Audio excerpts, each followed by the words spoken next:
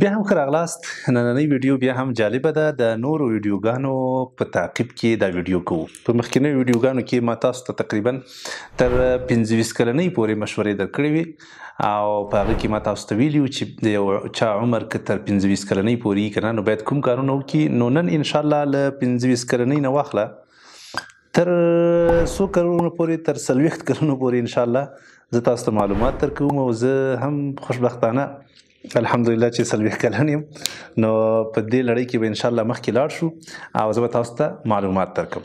نو دا به زه که ستاسو خوښ وي بیرته به لنډ غوندې وران کړم چې دا تخته زمونږ ډېره چټله معلومه نه شي او بیا به انشاءالله پر مخ باندې ځو.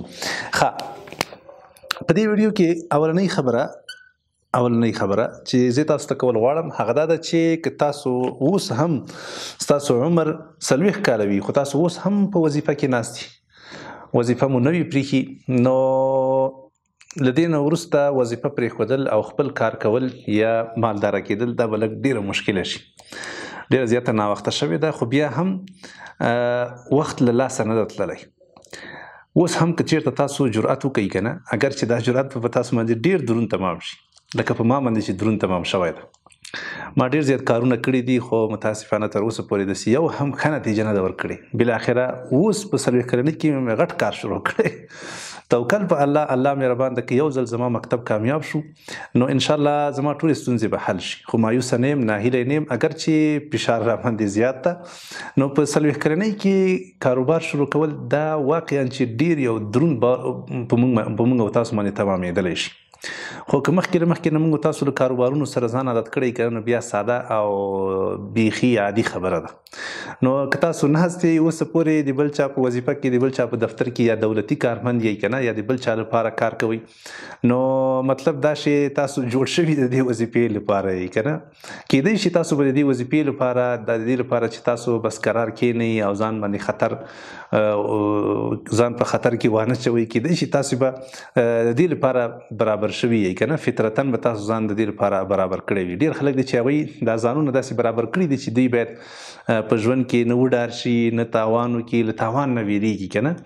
ځوان هلک ماته راته ویلي چې زه د سټرس زور وای نه لرم که نه. نو ما چې ته اوس دا خبره کوې نو په آینده کې به څه ته دا لوی بوجونه په ځان باندې تحمل کړي.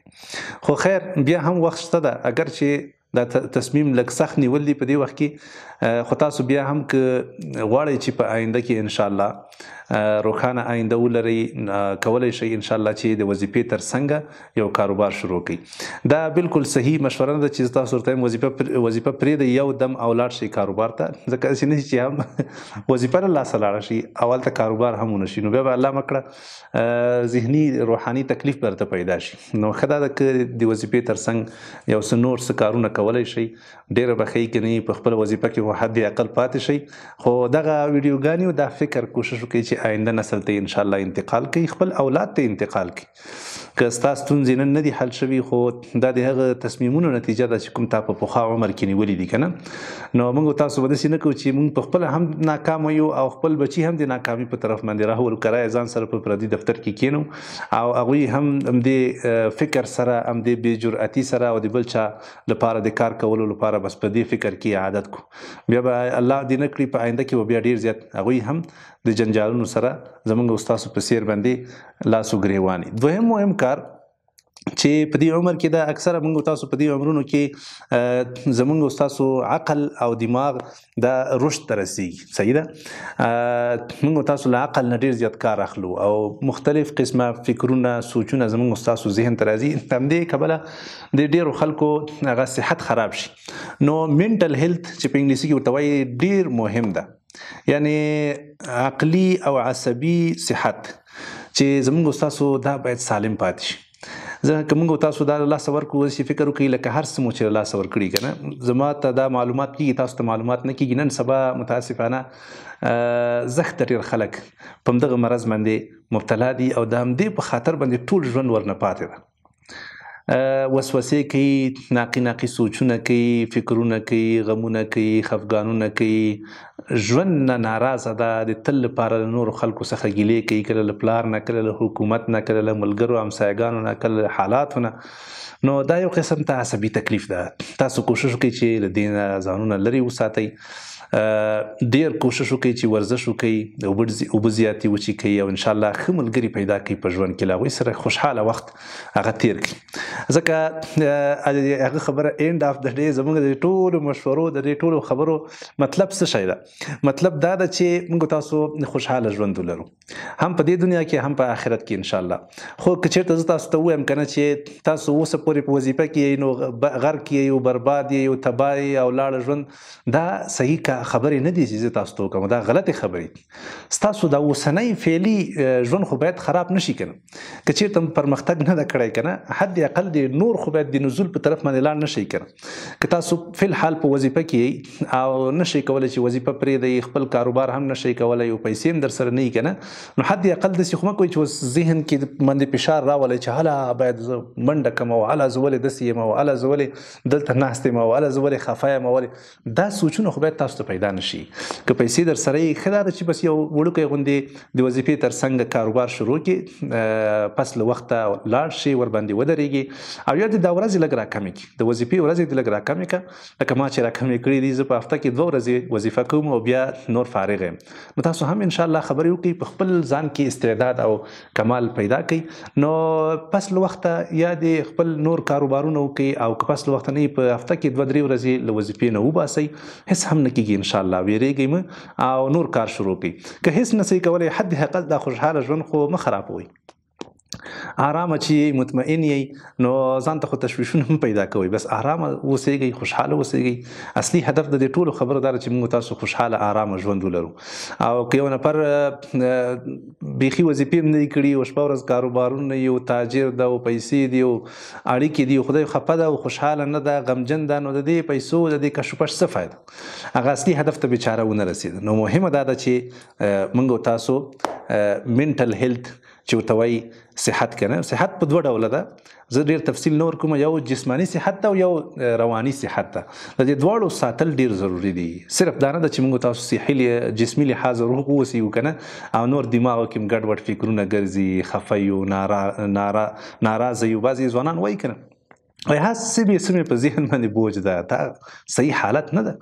ته باید د دې سره باید ته ونه درېږي او ته باید دا فکر نه کړې چې زما په ذهن باندې بوج ده خو بس زه یې دي زر موبایل راواخلی او 100 دقیقې پام دې په بله شو خبر نه، د دې باید ته علاج وکړي. ته ولې هر وخت خفه یې؟ د دې معنا دا ده چې ته ډیپریشن لرې، ته تشویش یې، ته ستا ستونزې نه دي حل شوي، ته حتما له کوم ځای نه ځورېږي، نو د دې علاج وکړه او دا ختم کا.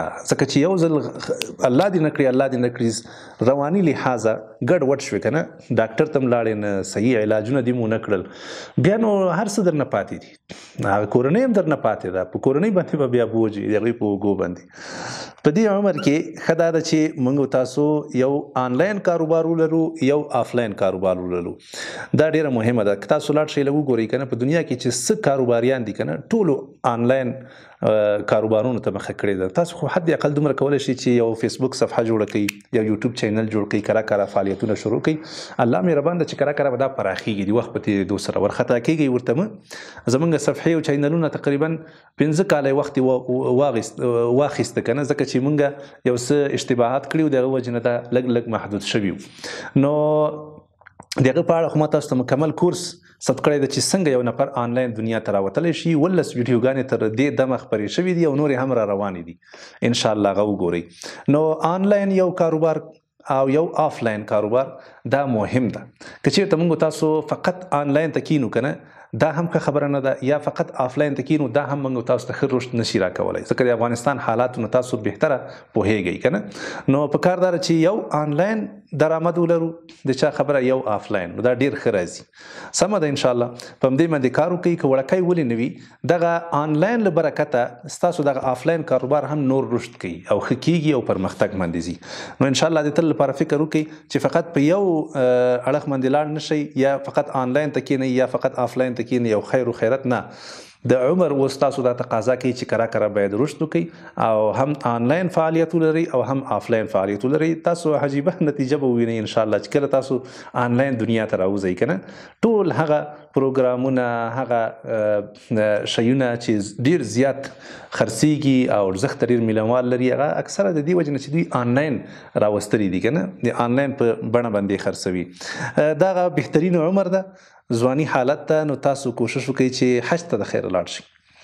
زه یقین لرم په تاسو کې به ډېر داسې ځوانان وي، تکړه خلک به وي چې هغوی پیسې لري، نو وروسته کوئ مه، ځکه چې ستاسو عمر کله 40 کلنۍ نه واوښته نو بیا مطلب دا چې ځواني لاړه، نو بیا دردونه یي، هغه مزل تاسو نشئ کولی، هغه سختیانې چې کومې حج کې دي هغه تاسو نشئ برداشت کولی، بیا به هلته ارمان کوئ. په خپلو سترګو ما لیدلي دي چې حجیانو به ارمان کوو او ویلې به یې چې کاشکې په ځواني کې راغلي وی. نو ځواني کې انشاءالله لاړ شئ، ښځې هم ځان سره بوځئ، او دا یو بهترین مبارک سفر ده چې اسلام زموږ او ستاسو په ژوند کې مقرر کړی ده. په ژوند کې یو دفعه ډیر زیات عجیبه حالت به تاسو ووینئ، ډیر زیات عبرتونه، درسونه به له حج نه واخلئ. د حج په اړه باندې ډیر بهترین پروګرامونه یوټیوب کې زما شته دي، تاسو کولی شئ هغه پیدا کړئ، انشاءالله بې ګټې به نه وي. په دې عمر کې کوشش وکړئ چې منډې ترلې لږ لږ راکمې کړئ، او ما هم منډې ترلې راکمې کړي دي، ځکه چې کوم ځای کې ما مکتب نیولی هملته مې نږدې هم اوس کور هم ور اوس تګ راتګ کې زموږ او ستاسو عمر بربادېږي. له کوم ځای نه چې زه راتلمه هلته زما د ورځې 4 ساعته وخت لګېده، 3 ساعته نه تر 4 فقط په لاره کې را بندیانې دي، موټر دی او بیروبار ده او ناوخته ده او رخصتیانې دي، رخصتي وخت ده د هغه د مامورین دي او ریشخندو که نه. ته یقین وکړئ 3 ساعته 4 ساعته زما په لار کې لګېده، او 3000 افغانۍ زما د میاشتې فقط په دې کرایه کې. نو دا مې د یو چا نه واورېدل او په خپله مې ومکتل چې ماشاءالله څنګه یې رشد کړی ده، هم کور لري، هم کاروبار لري، هم خوشحاله ده، هم یې لحظه په لحظه وخت یې نه ضایع کېږي. وجه دا ده چې د هغه دلته دوکان ده او دلته یې کور ده، خوا په خوا کې، نو وځي کور ته او بیرته راځي دوکان ته، چې دا دوکان ته څوک راشي یو دی نه دروازه د کور وټکوي ورته راوځي که نه، یو کسټمر هم ترېنه نه ضایع کېږي. نو ښه دا ده چې کار ځای او کور دا باید موږ تاسو سره نږدې کړو. هذا مسجد و هذا خانه چې ورته وایي دا یو لوی نعمت دی الله جل جلاله چې ستاسو کار له خپل کور سره نږدې وي. نو که تاسو کار لرې وي بل ځای وي، کوشش وکړئ چې کار را نږدې کړئ کور ته، یا کور هلته ور نږدې کړئ، نو په دې سره به انشاءالله ستاسو هم وخت بچت کېږي او هم به انشاءالله په کار کې ښه پرمختګ راځي. مشورې په اړه باندې مستقله زما ویډیو شته ده، تاسو هغه کتلی شئ چې مشوره باید موږ تاسو چا سره وکړو. مشوره زموږ تاسو د ژوند یوه لویه برخه ده. اسلام موږ تاسو هڅولي یو چې تاسو مشوره وکړئ. د دې وجه دا ده چې موږ تاسو د مشورې له برکته پیسې او وخت چې قیمتي شیان دي دا موږ بچت کولی شو. چې کله دا بچت شول که نه، نو انشاءالله ډېر په اسانۍ سره بیا ډېر ښه پرمختګ کولی شو او زر یې کولی شو. خو که مشوره مو ونه کړه بس په خپل سر باندې لاړئ، یو خو ذهنونه خام دي، بل تجربې نشته ده، بل هلته تاسو ورخطا یې، منډه ده، صحیح شوه، اخوا دېخوا نه ګورئ، نو د دې وجې نه بیا کار ډېر زیات خرابېږي. نو یو بله ویډیو شته ده په همدې چینل کې، مشوره باید چا سره موږ وکړو، هغه ډېره ګټوره ویډیو ده، تاسو یې کتلی شئ. نو مشوره ډېره مهمه ده، له پوه خلکو سره، له با تجربه خلکو سره، له زړورو خلکو سره، او هغه خلک چې ستاسو خیرخوا دي حتما ورسره مشوره وکړئ او انشاءالله پر مخ باندې لاړ شئ. په دې عمر کې کوشش وکړئ چې د نورو خلکو لپاره د خیر سبب وګرځېږئ، د خیر سبب وګرځېږئ. ډېره مهمه ده. افغانان اکثره متاسفانه ډېر د خفګان ځای ده چې بخیلان دي، بس یوازې خپل خیر غواړي. حد اقل یو چاته ښه لارښوونه هم نه کوي، یو ښه مشوره هم نه ورکوي، سمه لاره نه ورته ښیي چې ځوانه داسې لاړ شه، داسې مزه. بس هر چا چې څه اورېدلي دي که نه هماغه تکراروي، هماغه تکراروي. نن یا ته یو نفر پیغام را پرېښی چې پلار مې زښته ډېر غریب ده او ما سره هم هېڅ نشته، پلار مې پوهنتون کې اچولی مې ته چې خامخا به تا وایي. اوس پلار بیچاره اورېدلي دي که نه چې بس پوهنتون ګټه لري او باید درس ډېر ښه شاید او باید درس وایي، د ده له حالت نه بیچاره خبر نه ده چې دی واده ته ضرورت لري، پیسې ورسره نشته، سبق دی وایي، آینده به څه رقم کېږي، خو بس اورېدلي دي که نه چې سبق ګټور ده او سبق باید ووایي. صحیح ده، سبق ګټور ده او ووایي باید، خو په داسې حالت کې دا خو ما تاسو ته مخکینی ویډیو کې مشوره درکړې وه. نو په دې عمر کې کوشش وکړئ چې د خیر سبب وګرځېږئ، نورو خلکو ته ښه رهنمایي وکړئ، غلطه رهنمایي مه کوئ. بخیلي ډېره زیاته ده په افغانستان کې. هر سړی کوشش کوي چې د یو بل پښې ووهي، یو بل رشد ته نه پرېږدي، یو بل په خوشحالۍ باندې غمجن کېږي. نو تاسو داسې مه کوئ، تاسو داسې مه کوئ. دا موږ تاسو چې ټول دا رقم غریبان یو یا شاته پاتې یو، د دې یو اصلي وجه دا ده چې موږ تاسو په یو بل باندې لورینه نه لرو. صحیح شو که نه؟ دا زه چې تاسو ته معلومات در کومه که نه، په دې کې زما څه ګټه ده؟ صحیح شو. زه کولی شم چې سرسرکي دا ویډیو تیره کم خبره ختمه کنه، خو چې کوشش کوم یو شی ګټور تاسو ته د دې په خاطر باندې چې خیر مې د منځ لوريږي. والله زه خیر غواړم ستاسو، زه غواړم چې تاسو په آینده کې پرمختللي ووینم، خوشحاله مو ووینم. زه تاسو غواړم چې آینده کې تاسو ووینم چې تاسو نورو خلکو ته لاس ورکوئ، نورو خلکو ته ښه مشوره ورکوئ، نورو خلکو ته ښه راهنمایي کوئ. نو په همدې سره زمونږ دا ژوند بدلیدی شي، په دې سره زمونږ ستاسو دا وطن بدلیږي، انشاءالله د خیر په طرف باندې روانیږي. نو یو د خیر کار حتما وکړئ په دې ژوند کې، په دې 40 کلن کې داسې یو د خیر کار وکړئ چې هلته خلک له تا نه په هغه کې ګټه وویني، مستفید شي او انشاءالله تا ته دعا وکړي. دا عمر کې که چېرته ستا اولاد وي که نه او هغه هم 25 کلنۍ ته رسېدلی وي، نو مهمه ده چې ته د هغوی د واده په اړه باندې فکر وکړي. فتنې زښته زیاتې شوي دي، نو موږ تاسو د خپل اولاد دا واده باید وروسته نه کړو، د هغوی په حق کې ښه فیصله وکړئ انشاءالله په مشوره باندې، په خپله خوښه باندې زر تر زر تصمیم ونیسئ. له ښځې سره هم مشوره وکړئ او که چېرته لور دی وي زوی دی وي له هغوی سره هم مشوره وکړئ. نبي علیه الصلاة والسلام مشوره کړې ده، نو د هغوی په خوښه باندې انشاءالله واده هغوی ته وکړئ، د دې لپاره چې هغوی په کور باندې شي، هغوی د حیا ژوند شروع کړي، ایمان مکمل شي او انشاءالله ستاسو د سترګو یخوالی وګرځېږي. داسې مه کوئ چې په زوره یا خپله لور ورکوئ یا په زوره بس په خپله خوښه خپل زوی ته واده وکړئ، یا هغه بیخي ناخبره یې ورته وایي چې دغه زه کې هغه د کنیزې نه درته کوم. دا غلطه خبره ده. دا واده اصلا مهم ده، ښځه او دا هلک ده، دا نجلۍ او دا هلک مهم دي. دوی باید اول کې خوشحاله وي د دې لپاره چې دا خوشحالي بیرته تا ته راوګرځوي. خو که دوی خفه وي غمجن وي نو بیا ته څه کوې؟ ته به چېرته له دوی نه خوشحالي ووینې. نو که اولاد دې غټ شوی وي د خیره نو زر تر زره تصمیم ونیسئ. دا مه وایئ چې دا مالداره ده د 6 لکه مهر نه راکوي، دا 8 لکه مهر نه راکوي، دا 10 لکه نه راکوي. دې ته مه ګورئ، د الله خاطر وکړئ. خپل اولاد که لور مو وي د پیسو په خاطر چاته مه ورکوئ او مې د پیسو په مقابل کې خرڅوئ. بس چې یو څوک ښه انسان پیدا شو چې مونځ کوي، اخلاق یې صحیح وي، یو کاروبار ولري، یو غریبي کوي، بس صحیح ده کنه. بس تاسو په هغوی باندې په زوره باندې نور بوجونه مه اچوئ او انشاءالله دغه ودونو کې خیر ده، په دې ودونو کې انشاءالله خیر ده. ډېرې د فتنې دروازې، د ګناهونو دروازې انشاءالله موږ د دې ودونو له برکته بندولی شو. په دې عمر کې ډېره مهمه ده چې موږ تاسو باید یو خوشحاله آرامه مطمئنه فامیل ولرو. دا ډېره مهمه ده. او که د چا دویم واده ته اراده وي دا هم ډېره یو حساسه فیصله ده چې موږ تاسو په ژوند کې کوو. که چېرته دویم واده ته د چا زړه وي نو همدغه عمر ده دویم واده دې وکړي، وروسته کوي دي نه، ځکه په وروستهوالي کې بیا خیر نشته ده. خو مهمه دا ده چې موږ تاسو هغه خوشحالي چې لټوي هغه له لاسه ورنکړو. داسې نه شي چې الله مه کړه دا کوم ژوند چې ستاسو ده په دې باندې آینده کې بیا پښیمانه اوسېږئ، ژوند مو تر دې هم نور پسې بدتر شي، جنجالونه یې، کشوګیرې یو، خبرې یو، کنځاوې وي او بدګمانیانې یې، نو بیا د دې ژوند څه فایده شو؟ د یوې لحظې خوند څه فایده شو؟ مهمه دا ده چې موږ تاسو په ژوند کې فامیل ولرو، فامیل له لاسه ورنکړي. ډېرو ځوانانو ودونه کړي وي نو هغه په دغه عمر کې 10 کلنۍ کې یا 15 کلنۍ کې یا 22 لږ غوندې معمولي اختلافات راشي بس طلاق. د الله بندګانو احتیاط کوئ. فامیل زموږ ستاسو په ژوند کې مهم شی ده، مهمترین شی ده. دا په غربي نړۍ کې ولې ډېر خلک ځانونه وژني؟ د دې وجې نه چې یوه عمده وجه یې دا ده چې دوی صحیح فامیل نه لري. تکي تنها یو ښځه یو خاوند دا ژوند نشي کولی. ښې اړیکې باید موږ تاسو له خپلو والدینو سره هم ولرو، له خپلو ورونو سره، له خپلو خویندو سره د هغوی پوښتنه کوئ، راشه درشئ باید له خپلو اوښیګانو سره، له خپلو خپلوانو سره، ماماګانو، ترونو، د ټولو سره باید زموږ ستاسو اړیکې وي. تنها ژوند مه انتخابوئ. که تاسو غواړئ چې خوشحاله ژوند ولرئ، که تاسو غواړئ چې عزتمند شئ، که تاسو غواړئ چې له روحاني او له دې عقلي او عصبي تکلیف نه لرې واوسېږئ انشاءالله، نو حتما د فامیل له لاسه ورنکړئ.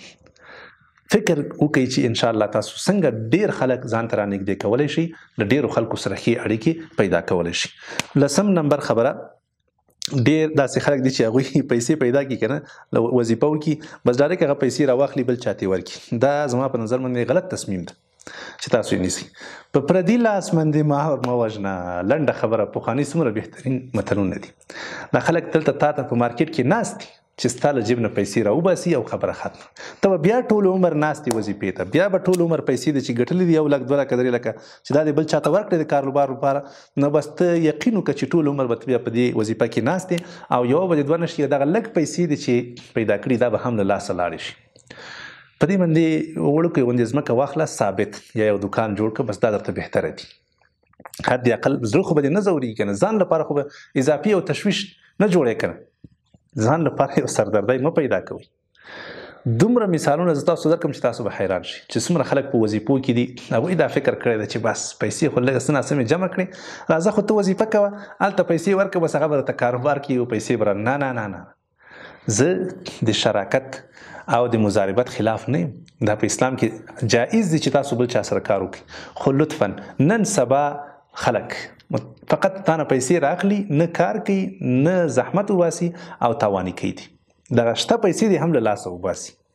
نو که خپله کاروبار کولی شي هغه د ډېر ښه ده، که نه یا کور واخلئ یا ځمکه واخلئ یا یو دوکان واخلئ یا یو موټر واخلئ او بېغمه خوشحاله ژوند کوي. په زوره ځان ته سردردی مه جوړوئ. ها که چېرته مو شراکت کو په داسې ډول باندې دا پیسې ورته ورکولی چې ورور ته هم پیسې واچوه، او یا داسې وکړه چې په تاوان کې به ما سره شریک وي. داسې نه ده چې فقط ستا لکه مضاربت کې که نه چې دغه کوشش به ضایع شي او تا به پیسې لاړ شي، داسې نه وروره. ستا به پیسې را سره شریکې چې 400 پیسې ما واچولې او قره پیسې که تاوان وشو هغه سم نیمایي ما سره تاوان ګالي او یا زیات، نو بیا په هغه صورت کې دی راقیدېږي او دی نشي کولی چې تا سره غلطي وکړي یا سستي او تنبلي وکړي. په اخره کې دا مهمه خبره ده، د فریلانسنګ په باره کې ډېرو ځوانانو هم پیغامونه رالیږلي وو په وټساپ باندې چې موږ غواړو فریلانسنګ وکړو. فریلانسنګ اکثر ځوانان په هغه وخت کې کوي چې کله دوی سره پیسې نه وي، که پیسې خو کولی شي یو بل کار روان کړي چې د خیره کار روان شو، کولی شي چې بیا وظیفه ورته پرېږدي او انشاءالله کار ته ښه رشد ورکړي. خو که پیسې درسره نه وي نو فریلانسنګ ښه کار ده، خو فکر وکړئ چې افغانستان کې کوم فریلانسنګ دا کار ورکړي. یو ځوان ګرم راغلی و، مخکې پیغام را لېږلی و او ویل چې بس فریلانسنګ دا 6 میاشتې زه چا تشویق کړم او استاد داسې پیسې به وګټم او داسې کار به یو آنلاین کار ده او دا ما ورته ویل ښه ته ورشه پوښتنه ترېنه وکړه چې دا کوم کسان دی ورته درس ورکړي د فریلانسنګ که نه، په دې کې چا کار شروع کړی ده، کوم یو ته کار پیدا شوی ده. فعلا دغه شاګردان چې دنه فارغ شوي دي کار کوي، پیسې ګټي که نه وایي دې نه خو زه نه یم خبر. مل ورشه د الله بنده ورغه پوښتنه وکړه که نه. ورغلی و دا نن یې پیغام بېرته رالیږلی و په وټساپ کې چې استاد هغه خلکو خو چې اوسه پورې چا هم پکې نه پیسې ګټلي دي، نه اکاونټونه خلاص کړي دي او نه هم کاروبار کوي. نو تاسو خپله لږ فکر وکړئ، له عقل نه کار واخلئ چې تاسو هلته لاړ شئ 6 میاشتې دې هم ضایع شوې، فیسونه دې هم ورکړه او په اخره کې نتیجه صفر. نو څه کوئ په داسې فریلانسنګ باندې؟ په امازون کې ډېر زیات ځوانان دي غواړي چې مخکې لاړ شي. امازون ښه خبره ده، خو که یو څوک ولري په خارج کې چې هغه تا ته اکاونټ جوړ کړي، بیا تا ته اکسس درکړي او ته د دې نه فعالیت وکړي، خو صحیح ده، صحیح شوه که نه، هغه هم پرایویټ لیبل. خو که څوک هلته نه لري، ته له دې نه LLC-یانې جوړوي او بیا ورچوال اکاونټونه جوړ، دا ټول بې فایدې دي. تا د افغانستان نه کار نه کوي. ګوره کوم یو ورچوال بینک له افغانستان نه کار کوي؟ تاسې ما ته ووایئ، لږ پر دوی نه پوښتنه وکړئ د الله بندګان چې افغانستان نه کوم آیا پیونیر کار کوي، وایز کار کوي، بل کار کوي، یو هم کار نه کوي. یو میاشت 2 میاشتې فعال بس د باندې بندي خبره ټول هغه دې ختم شو، کوشش دې اوبو ویوړ. نو په امازون کې کار وکړئ، خو یو څوک ولرئ خیرخوا چې هغه تا ته اکاونټ جوړ کړي، هغه یا سره شریک شي یا پیسې درکړي او یا ته خپله پیسې ودرې او آینده کې کار ورباندې روان کړي. صحیح شوه؟ یا یو کسب داسې اندازه باندې تا باندې زده کوي چې ته په هغه کې وړتیا، صحیح وړتیا ولري او بیا روان شي. وایي استاد چې 6 میاشتې مونږ په درس وایي بیا به مونږ $3 دی. الله بنده $3 ته ماشومان د سړک په سر ولاړ دي، موټر ډکوي، هغه $3 دی ورځې ګټي. ته دومره غټه تنه باندې راځي، 6 میاشتې وخت ورکوي او بیا راته $3 ګټي. په $3 باندې ته څه کوې د الله بنده؟ نو لږ فکر وکړئ، لږ انشاءالله مخکې وروسته وګورئ.